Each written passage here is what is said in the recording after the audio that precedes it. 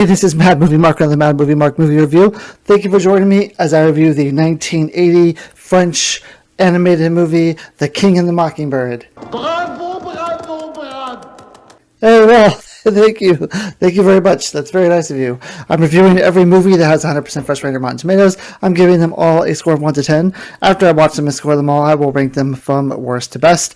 I started the 1920 silent movie era, and now I'm at 1980 with The King and the Mockingbird. This is the first animated movie that I have seen that has not been in English or Japanese, so that's exciting. I've never seen a French animated movie before.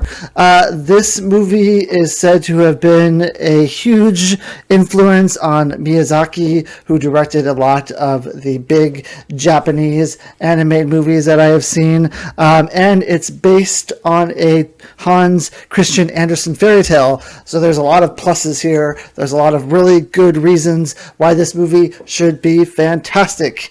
And to be honest, I thought this movie was okay. So it has a very easy plot line to follow, I would say. There's this king who is basically hated by everyone, and he pretty much has a mutual disgust for everyone as well. He spends his time hunting, but he's an absolute terrible shot. He can't shoot anything. He couldn't shoot the broadside of a barn. So in the beginning of the movie, we're introduced to a mockingbird. This is like an older mockingbird who has 4 mockingbird children. He's at the grave of his wife, who apparently the king had shot and killed previously. So this mockingbird has made it his life's goal to harass and just make the king's life as miserable as possible. Now, the king has somehow been able to acquire one of the mockingbird's little birdlings and is getting ready to murder the bird. He takes aim and he shoots, and of course he misses, and the father comes down and calls him an assassin, and we really kind of see in the beginning here what the relationship is between this mockingbird and between the king.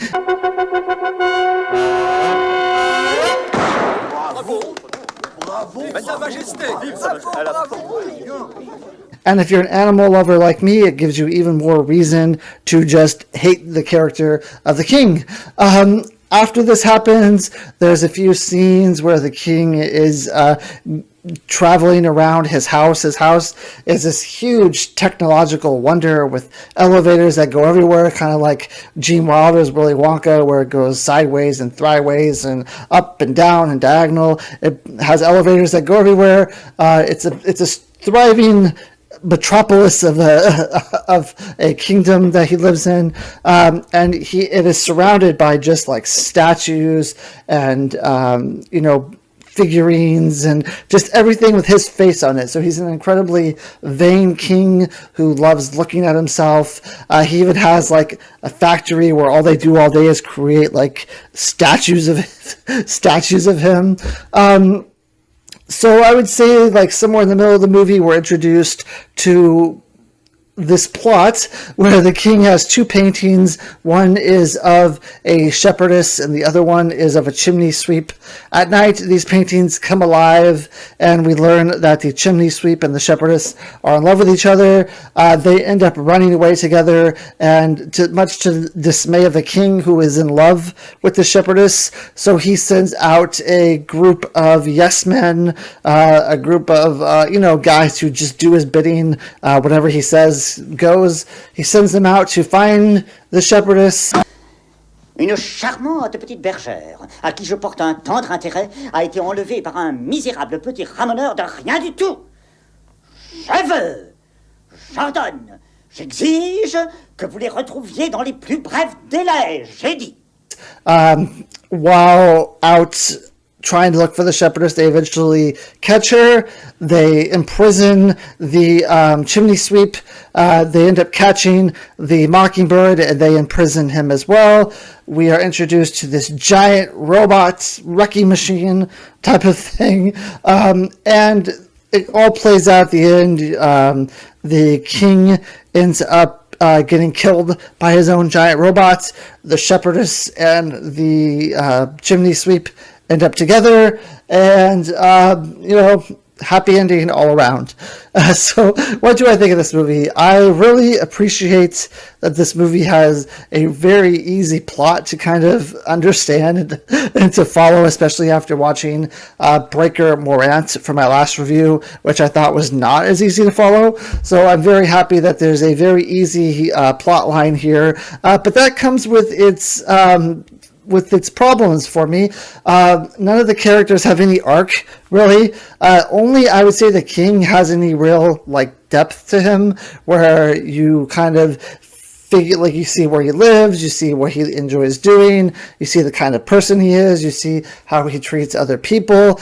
You really kind of get to know this king. He doesn't have that many speaking parts really either, but you kind of get to know who he is. Maybe the Mockingbird too. You get to know the Mockingbird's past. He had a wife. The wife was killed by the king, so you get to know a little bit about the Mockingbird. The Mockingbird gives you someone to really root for from the very beginning of the movie, which is great. That's something that it really needed. But then you have these two main characters in the movie who are the shepherdess and the chimney sweep, and you don't learn anything about them besides the fact that they love each other and that they're trying to get away from the king. They don't have very many speaking parts. There's not a lot of really talking in this movie at all. There's not a lot of speaking parts from them. There's no arc. They really don't do a whole lot to drive the action of the movie. They are just kind of trying to escape through the whole movie, and it's really the king and the Mockingbird that really drive all the action and cause things to happen.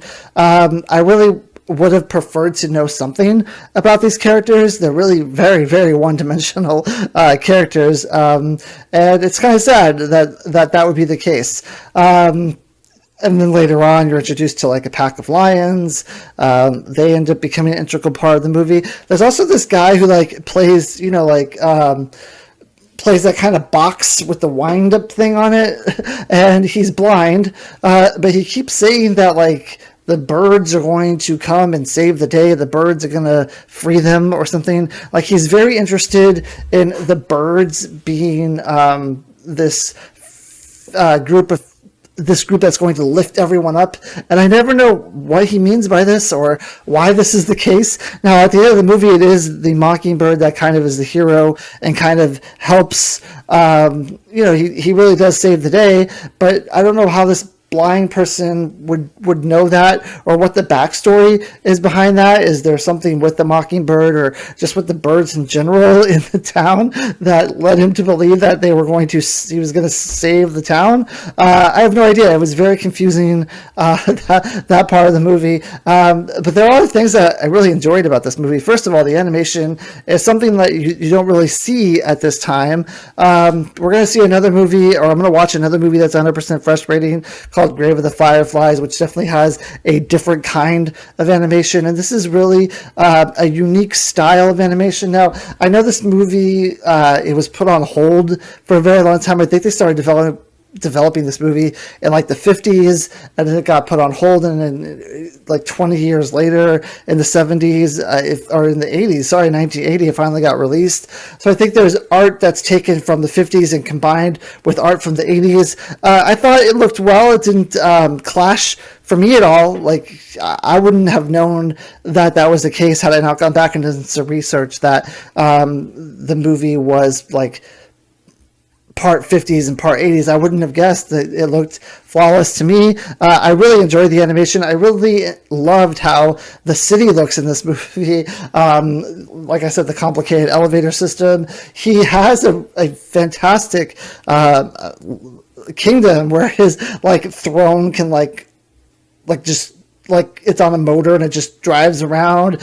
He has these really cool boats, these little boats that he drives around on. The thought and creativity that went into the city and went into his daily activities and what he does, and to show like how rich he is and to show how much he is into himself was fantastic. There's even a scene where when the chimney sweep gets arrested, he's put on this detail where he has to mass produce these like statue bust of the king, and it's just incredibly thoughtful. It's incredibly funny.